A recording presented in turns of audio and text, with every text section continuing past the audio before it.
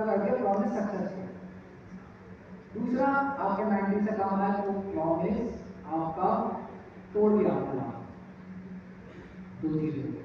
अब इन दोनों के अलावा एक और चीज हो रही है, आपने अभी मुझसे प्रॉमिस किया ना, अभी आपने मुझसे प्रॉमिस किया, अब आपका वादा पूरा हुआ है या नहीं हुआ? अभी आपने तो इसको अभी दिया ही नहीं है, तो ना वादा पूरा हुआ है ना वादा आपने तोड़ा है, अभी प्रोसेसिंग में है वो चीज। तो तीसरी स्टेज हमारे पास कौन सी है? पेंडिंग। जी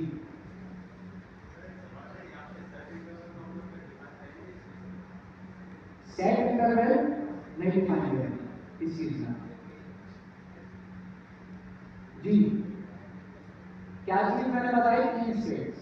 एक या तो फिर आपका वादा पूरा होगा या वो टूटेगा या पेंडिंग में होगा कि भाई अभी वादा जाहिर जो आपने प्रॉमिस किया है वो अभी प्रोसेसिंग में, उसका अभी रिजल्ट नहीं आया, अभी प्रोसेसिंग में। तीसरी स्टेट हमारे पास होगी पेंडिंग, एक होगी सक्सेसफुल, एरर, पेंडिंग। 3 स्टेट्स होगी।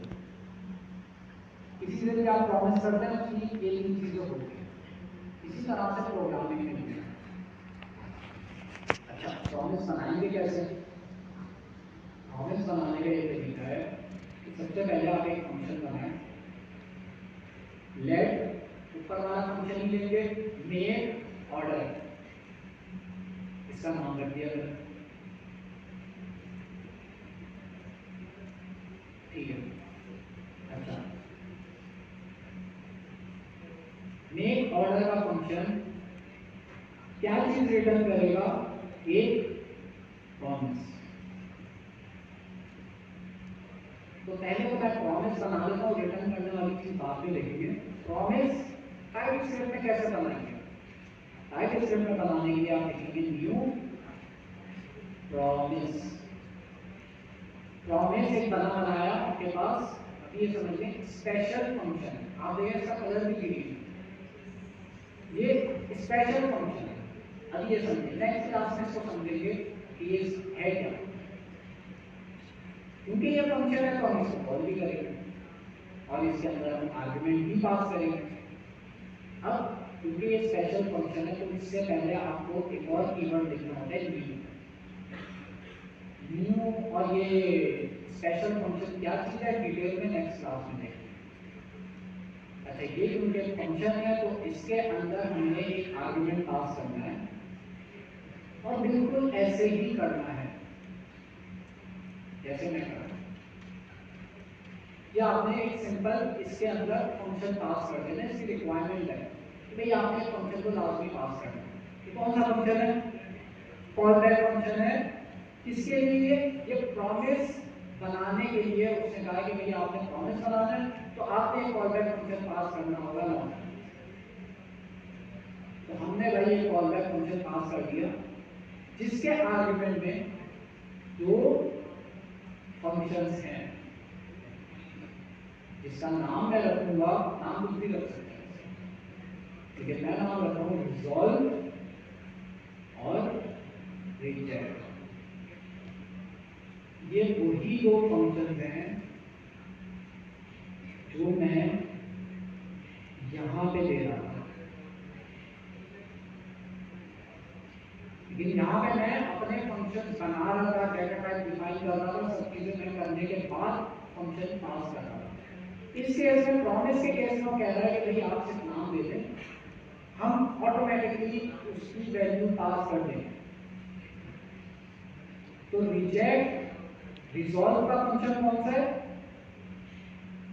ये दोनों फंक्शन है, रिजॉल्व और रिजेक्ट। रिजॉल्व का मतलब यह है कि भाई अगर आपका प्रॉमिस सक्सेसफुल है तो रिजॉल्व का फंक्शन चलाओ। अगर आपके प्रॉमिस में कोई एरर है तो क्या करो? रिजेक्ट का फंक्शन चला दो। रिजेक्ट का फंक्शन चला दो। फिलहाल मैं रिजेक्ट को हटा देता हूँ, सिर्फ रिजॉल्व पे ही खेलते हैं। अब मैं यहाँ पर आता हूँ सिंपल, यहाँ पर मैं लिख देता हूँ रिजॉल्व। रिजॉल्व को कॉल कर देना। अच्छा, क्या रहा है भाई? रिजॉल्व के अंदर मुझे कुछ ना कुछ पास भी करना होता है, एक वैल्यू पास करनी होती है। तो मैं पास कर देता हूँ प्रॉमिस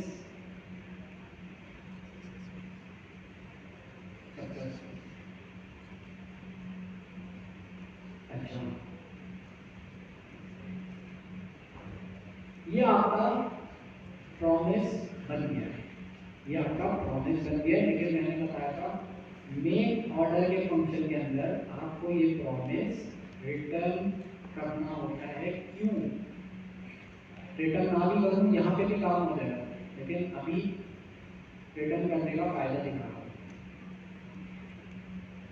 अच्छा, मेरा एक सवाल है कि जब मैं रिजॉल्व का फंक्शन कॉल करूँगा तो क्या चीज़ रन होगी? ऊपर तो हमने देखा था कि भाई मैंने रिंग बेल का फंक्शन बनाया था, उस रिंग बेल के फंक्शन को आर्ग्यूमेंट में पास कर रहा था, इसको मैं रिजॉल्व भी नाम दे सकता हूँ। उसको मैं आर्ग्यूमेंट में पास कर रहा था और वो मुझे यहाँ पे मिल रहा था। तो मतलब वो जो हमारा रिंग बेल का फंक्शन था ये वाला, ये इसकी बॉडी मौजूद थी, इसको हम कॉल करा रहे थे उस फंक्शन के अंदर। इस केस में तो भाई रिजॉल्व का फंक्शन हमने कहीं बनाया ही नहीं है। जब मैं इस कोड को चलाऊंगा तो क्या चीज रन होगी? एक काम करते हैं, मेक ऑर्डर के फंक्शन को चलाते हैं। वैसे आपका दिमाग क्या कह रहा है, क्या चीज आएगी? कुछ भी नहीं आएगा।